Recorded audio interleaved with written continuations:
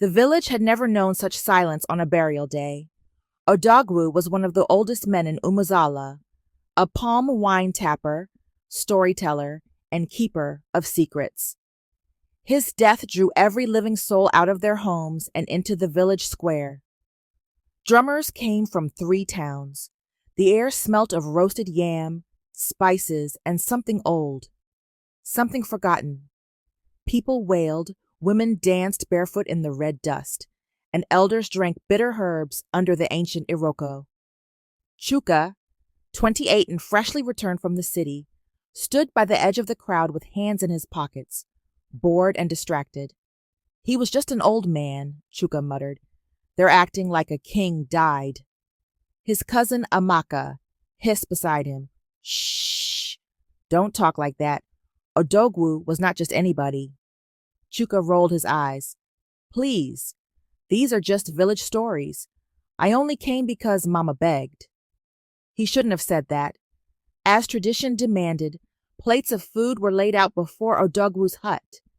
It was known to all that this food was sacred, meant for the ancestors and the spirit of the dead, but no one told Chuka.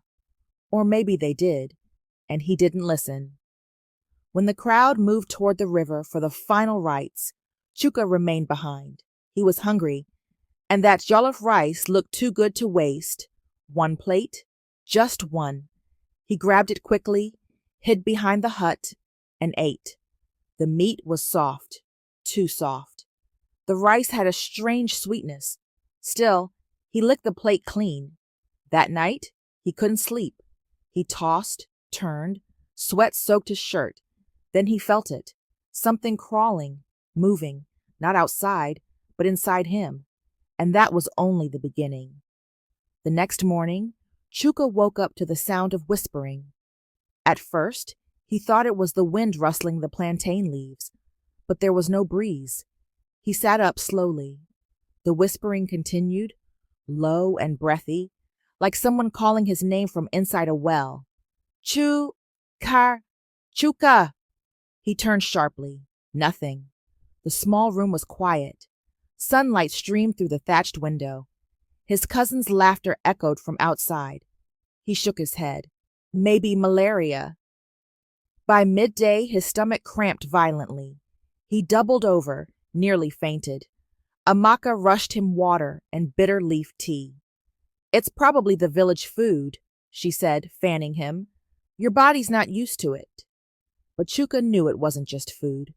That night, while sleeping in the parlor, he heard the whisper again, clearer this time. Why did you eat what wasn't yours? He jumped up, heart thudding. Who said that? Silence. He ran outside. The compound was still. The moon hung low like a watching eye. He didn't sleep again. The following day, he went to visit Neka, the herbalist, a wrinkled woman with gray locks and an ever-burning incense pot. You ate at Odogwu's funeral? She asked without him speaking. Chuka froze. How do you— Sit down, child, she said. Before the spirits sit, you down themselves. He sat. She looked at him for a long time. You're carrying something now, and until it's fed what it's owed, it will never leave you. What is it? He asked, trembling. She didn't answer. Instead, she sprinkled ash into a bowl of water. The water turned black. Chuka leaned forward. Then he saw it, his own reflection, but the eyes were not his. From that night, Chuka was no longer alone.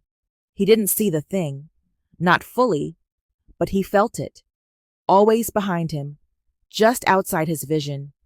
When he walked, a second shadow stretched beside his. When he spoke, he sometimes heard a voice echo his words with a delay. He stopped sleeping. Amaka begged him to return to the city. This village is changing you, Chuka. You're not the same. He tried. He packed his bags. He even boarded the bus heading to Onitsha. But as the vehicle neared the edge of the village, the bus broke down. 3 times. Each time, only when Chuka stepped off did the engine start again. I don't think I can leave, he whispered to himself. He returned to Neka, desperate. Tell me what it wants from me. Neka sighed.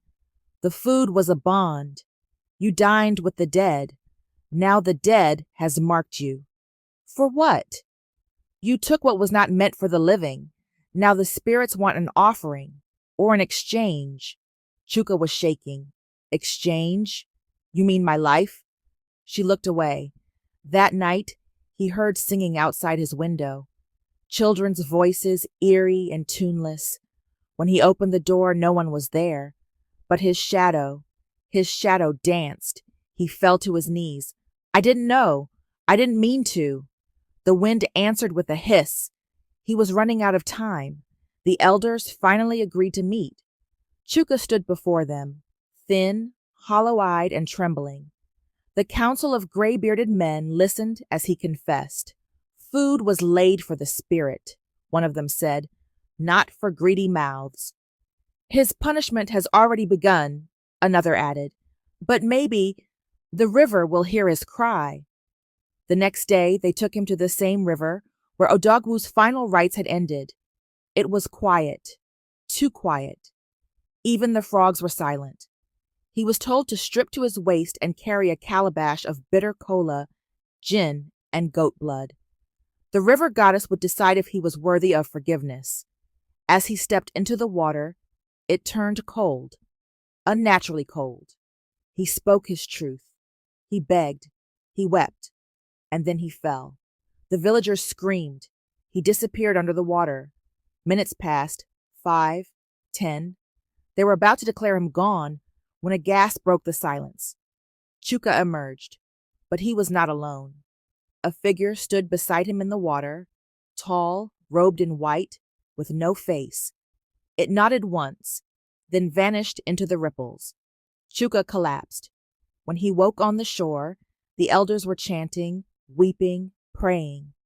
You've been spared, the oldest said, but the mark will stay with you, so you never forget. Years passed.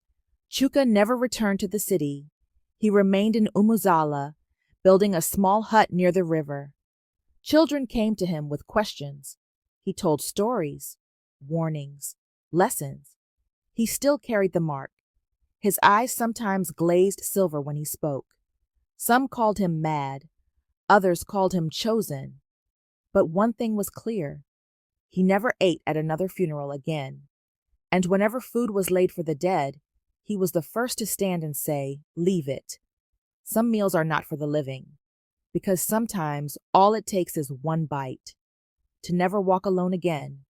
If this story gave you chills or taught you something new, don't just scroll away. Subscribe to Talesbyamanda for more powerful African folktales like this one. Every story holds a secret, and every secret leads to a lesson.